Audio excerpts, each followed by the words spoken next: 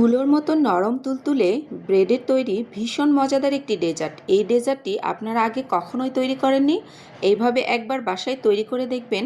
তৈরি করা খুবই সহজ, যে কেউ এই ডেজার্টটি তৈরি করতে পারবেন। বাসায় মেহমান আসলে আপনারা এই ডেজার্টটি তৈরি করে দেবেন, দেখবেন যে সবাই চমকে যাবে। এই ডেজার্টটি তৈরি করার জন্য লাগবে ব্রেড। তো প্রথমে আমি এক পিস ব্রেড নিয়েছি। এরপর এই ব্রেডের ব্রাউন পাশগুলো কেটে ফেলে দেব। এইরকম করে সবগুলো ব্রেডের ব্রাউন পাশগুলো কেটে আমি রেখে দিয়েছি। এগুলোতে পরবর্তীতে আমি এগুলো দিয়ে ব্রেড ক্রাম্বস তৈরি করে নেব। তো দেখুন, আমি 8 থেকে 10টির মতো ব্রেড এভাবেই বানিয়ে নিয়েছি। এখন ব্রেডগুলোকে একটু মাঝখান থেকে মুড়িয়ে নিতে হবে। আপনি যেই সাইজের বাটিতে করছেন সেই অনুযায়ী এখানে ব্রেড ব্যবহার করবেন। এই ডেজার্টটি তৈরি করার জন্য আমি এখানে একটু লম্বা সাইজের বোল নিয়েছি। আপনারা এখানে গোল বোলও ব্যবহার করতে পারেন। একটা একটা করে ব্রেড নিয়ে ব্রেডগুলোকে একটু চেপে চেপে বসিয়ে দিতে হবে। তো দেখুন, জায়গা একদমই ফাঁকা নেই, আমি একদম চেপে চেপে বসিয়ে নিয়েছি। এখন একটি মিক্সিং বোলের মধ্যে নিয়ে নিচ্ছি হাফ কাপ পরিমাণ লিকুইড দুধ। এরপর দিয়ে নিচ্ছি চিনি প্রায় 4 টেবিল চামচের মতো। এরপর দিয়ে নিচ্ছি 1 টেবিল চামচ পরিমাণ কর্নফ্লাওয়ার।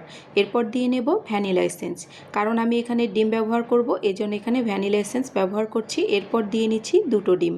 তো সবগুলোকে ভালো মতো করে নাড়াচাড়া করে মিলিয়ে নিতে হবে। এই ডেজার্টটি অনেকটা পুডিংয়ের মতো, তবে খেতে তার থেকেও বেশি মজাদার, কিন্তু দেখতে অনেক বেশি লোভনীয় আর খেতেও অনেক বেশি দুর্দান্ত হয়। তো আমি এই লিকুইডটাকে ভালো মতো করে মিক্স করে নিয়েছি। তো পুরো বাটিটার মধ্যে আমি এগুলোকে ঢেলে দেব।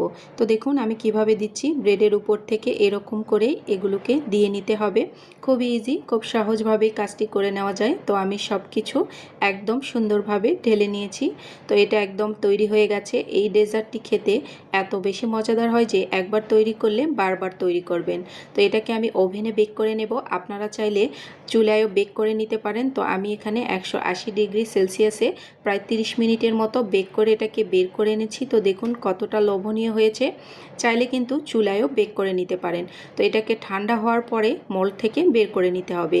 তো এটাকে আমি ফ্রিজে রেখেছিলাম প্রায় 10 থেকে 20 মিনিটের মতো। এটা ঠান্ডা হওয়ার পরে আমি মোল্ড থেকে বের করে নিয়েছি। তো দেখুন কতটা লোভনীয় হয়েছে, আর এটা খেতেও অনেক বেশি মজাদার, একদমই কটনের মতো নরম তুলতুলে। তো আপনাদেরকে একটা কেটে দেখাচ্ছি। দেখুন দেখতে অনেক বেশি লোভনীয় হয়েছে, খেতে তার থেকেও অনেক বেশি মজাদার। যে কেউ কিন্তু খুব সহজেই এই ডেজার্টটি তৈরি করে নিতে পারবেন। তো আজকের রেসিপিটি যদি আপনাদের কাছে একটুও ভালো লেগে থাকে, অবশ্যই ভিডিওটি শেয়ার করে দেবেন, যাতে অন্যরাও দেখে বানিয়ে নিতে পারে। তো এই পর্যন্তই, সবাই ভালো থাকবেন। আপনাদের সাথে আবারও দেখা হবে নতুন কোনো সহজ রেসিপিতে।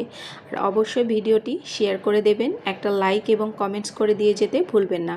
আপনাদের একটা লাইক এবং কমেন্টস আমাকে অনেক বেশি অনুপ্রাণিত করে। সবাই ভালো থাকবেন। আল্লাহ হাফেজ। আসসালামু আলাইকুম।